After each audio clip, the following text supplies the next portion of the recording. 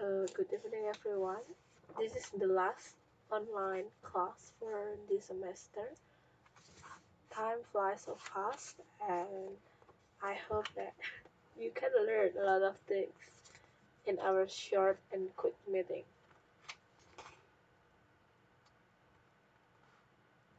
So, actually, we have 9 students, but today it seems they are still busy with their job.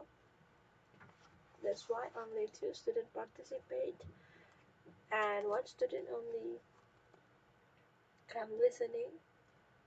She's not able to participate because she's on duty now. Okay, so let's start our lesson. This is our 10th meeting, and we will meet at I think next week. Not next week. This Sunday. This Sunday we will have. This Sunday we will have an appointment. We will have an offline class. So don't forget to come because I will ask you to sign up your name as a proof for your attendance. So today's lesson, the topic will be, I will give you a brief review from the past lesson, so it will be easier for you to recognize what we will learn. And sorry, today I have a cough, that's why my voice a little bit heavy because of my cough. So do you still remember that last week we discussed the deep and surface structure? So between those 4 sentences, you can see how superficially different sentences are closely related. The first sentence, Charlie broke the window. The second sentence, the window was broken by Charlie. And the third sentence, Charlie who broke the window. And the last one, was the window broken by Charlie? The difference in the surface structure, it means different syntactic form, but they have the same deep or underlying structure. So when we say something, the utterance says the sentences that we produce, that's the surface structure, but what goes on in our mind, that's the deep structure. So the process that happen in our brain, that's the deep structure. And the sentences that we produce, that's the surface structure. So it can be happen that some people, they have the same idea but they will use different sentences. So that's how deep and surface structure work. And the next one is the example. This is the last week explanation, but I will give you a brief introduction so you won't miss every single detail of this class. So for example, the same deep structure and different surface structure. You push the chair. That's the active sentence. The chair is pushed by you. That's the passive sentence. And push the chair, the imperative sentence. 3 sentences have the same abstract representation, deep structure, which is you as a person push the chair. That's the difference between surface and deep structure. These are the example. For example, surface structure 1, I could mentally understand what he was attempting to convey in words. Surface structure 2, I looked at the object he was describing. And surface structure 3, I was able to visualize the words he was using as he spoke. And the deep structure is, I could see what he was saying.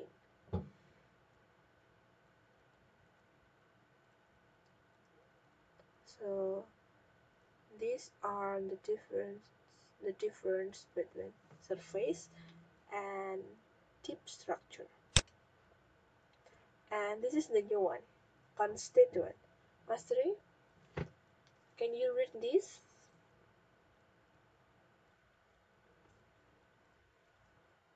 Mhm.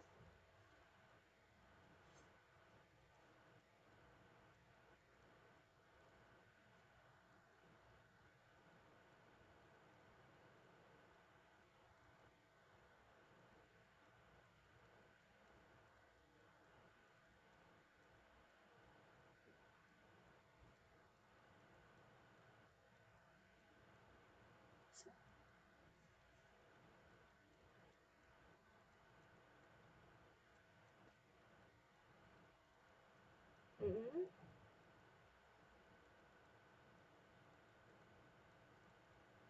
Okay, thank you. So constituent is one of the parts that sustains a combination is made.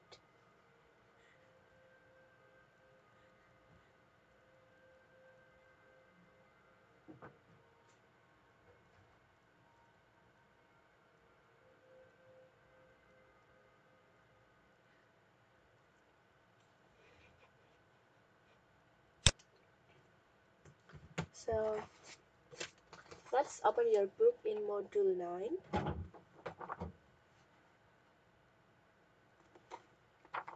Okay, do you find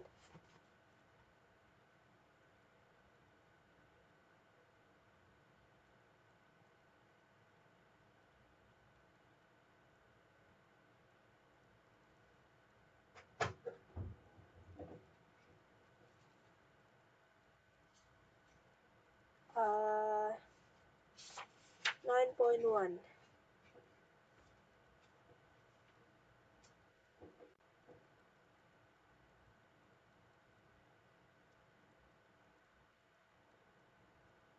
Mm-hmm.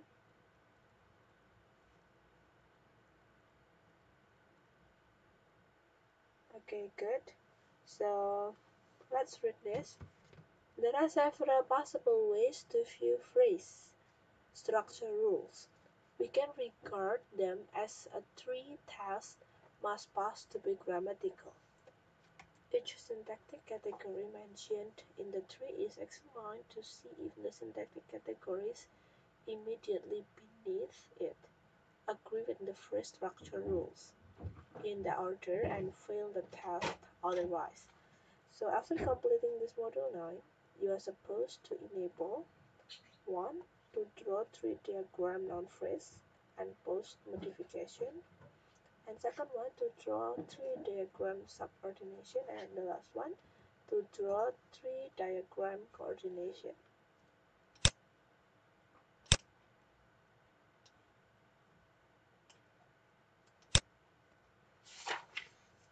Let's see, page 9.2.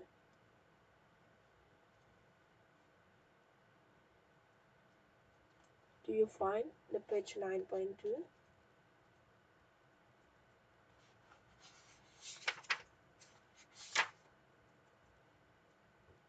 Sudah ketemu halaman 9.2? Oke, bisa dibacakan, Miss, yang paragraf pertama.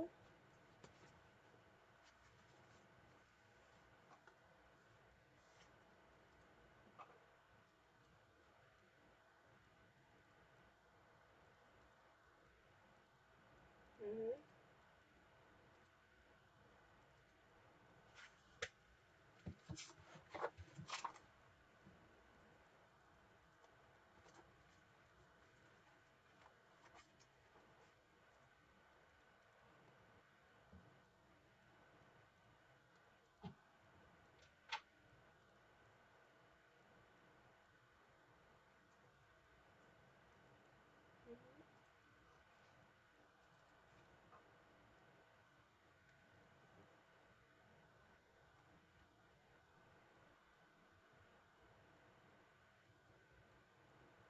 Representing.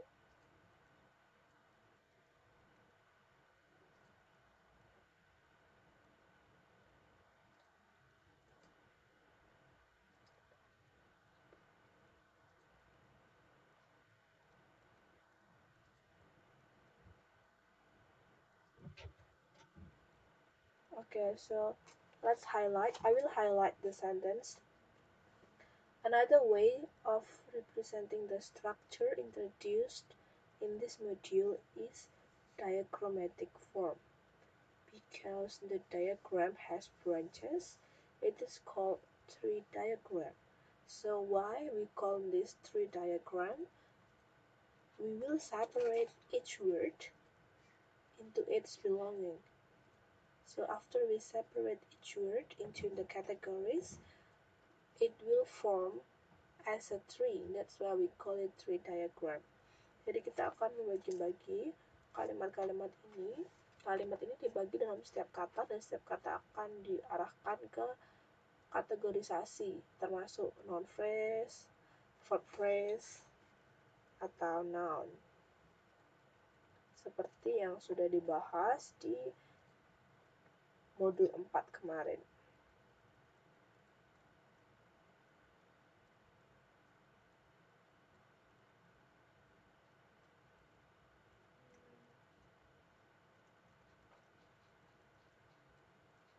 Masih ingat nggak halaman yang membicarakan tentang subjek terdiri dari noun sentence, noun phrase, yang waktu pertama kali kita belajar tree diagram? Itu di halaman berapa ya? Do you still remember which page that show that?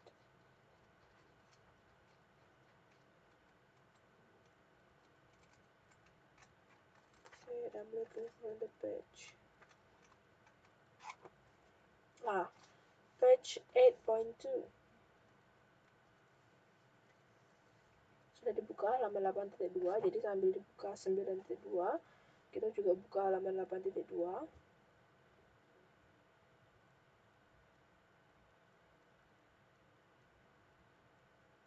Sudah ketemu?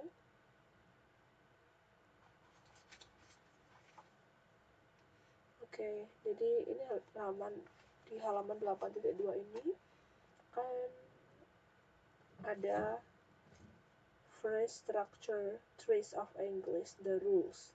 Ini aturannya.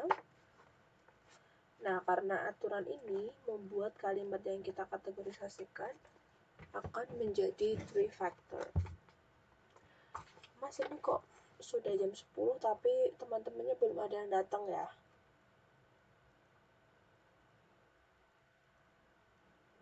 Kalau di kelas-kelas sebelum kelas-kelas lain juga seperti ini. Oh.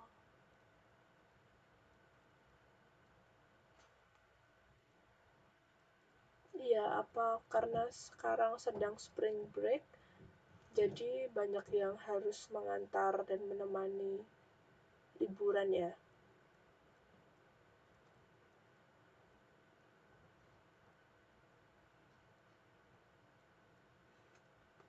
Oke, sekarang kita lanjutkan saja. Contohnya ini. On page 9.2, the brown dog chased the cat. In Module 4, you are introduced the diagram for the form and function.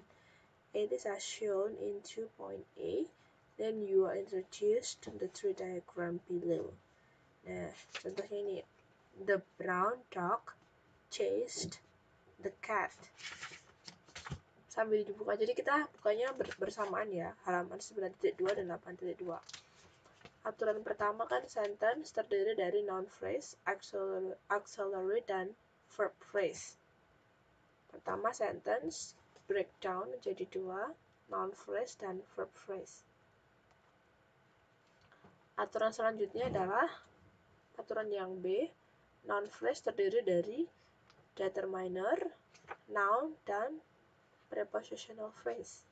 Tapi di sini because you can see that the prepositional phrase are in the bracket, it means it's not mandatory. Jadi karena prepositional phrase-nya itu di dalam kurung, jadi itu tidak wajib. Jadi prepositional phrase itu is a substitute. Bisa ada, bisa tidak. Nah, selanjutnya setelah di breakdown, determiner ketemu. Jadi kapan kita selesai kapan kita selesai, when we finish to break down each sentence, sampai kita menemukan bahwa kalimat itu masuk dalam kategorinya. Misal, ini kan the itu masuk di determiner kan, karena the itu bukan masuk di noun phrase. Jadi setelah noun phrase di breakdown determiner, oh langsung ketemu determiner itu masuk di the, udah selesai. Tapi di noun phrase sendiri, noun phrase kan ini terdiri dari adjective phrase dan noun. Nah, adjective phrase-nya adjektifnya brown, noun-nya adalah dog. Kemudian ada verb phrase yang aturan halaman 8.2, aturan yang C, verb phrase terdiri dari verb, noun phrase, dan prepositional phrase. Nah, verb phrase ini sangat penting. Misalnya gini, jadi kan ini chased di sini kan menggunakan past tense. Nanti past, kemudian tense auxiliary-nya itu masuknya tenses, kemudian verbnya chased. Kalau misalnya nanti have chased, nanti masuknya past participle. Kemudian masuk lagi ke noun phrase, determiner, dan noun the cat. Jadi supaya kita bisa sebenarnya ketika kita when we produce sentences, we never need to explain how this sentence work. Jadi sebenarnya kita nggak perlu menjelaskan bagaimana kalimat-kalimat ini itu bekerja secara sistematis, tapi systematically we can explain to someone that the sentence we produce is make sense. Jadi untuk menghasilkan kalimat yang itu bisa dipahami orang lain, maka kita perlu mempelajari ini. So, the function of the various constituent is, contohnya ini yang 2A, and hug the baby. And is a subject, hug is the predicate, and the baby is the direct object. Do di sini adalah direct object. Nah, ini pun juga bisa dijadikan pohon. Three constituent di halaman 9.3. Sudah ketemu Mas Tri? Oke.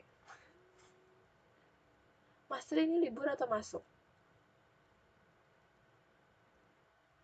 Oh, libur. Libur berapa hari, Mas? Wow, lama juga ya 5 hari. Berarti dari kapan sampai kapan?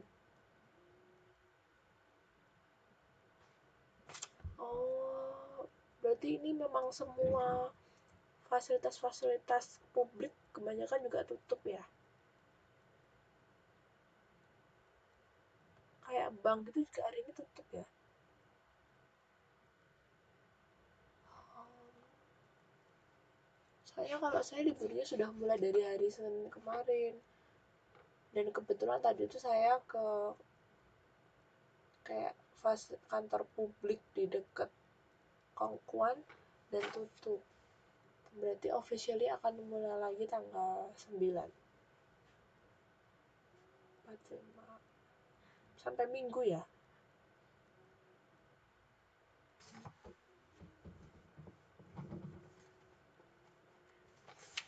Oke. Nah, mungkin teman-teman yang lain karena majikannya sedang libur, jadi harus nemanin. Karena kemarin beberapa ada yang chat saya dan izin besok minggu tidak bisa ikut kelas offline karena harus traveling.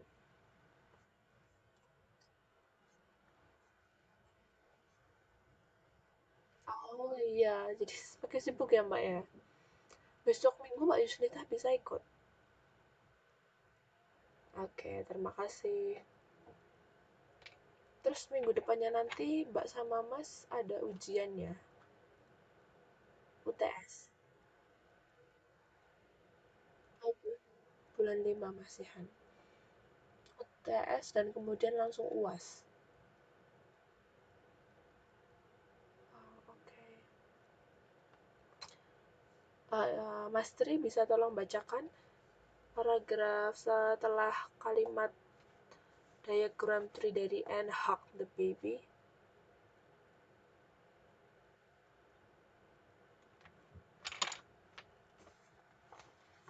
Diagram.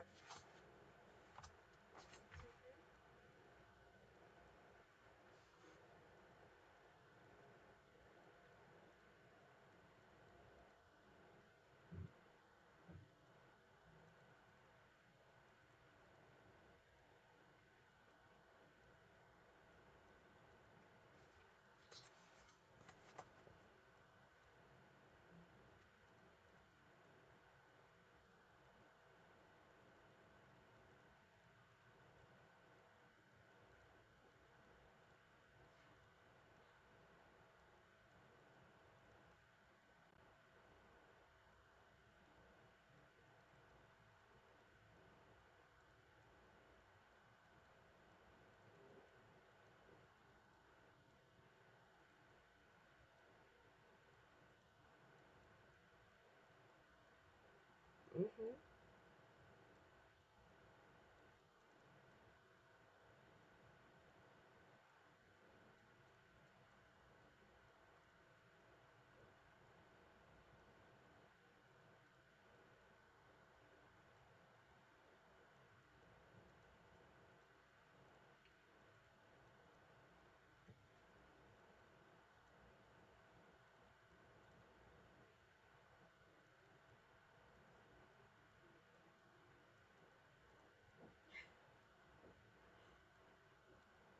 Oke, jadi I will highlight the last sentence so as well as saying the individual and specific word.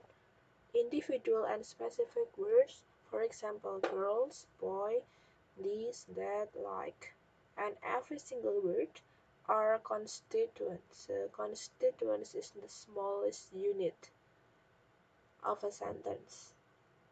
That's why we will break down every sentence into the smallest part, as we call it constituent. Wait a minute.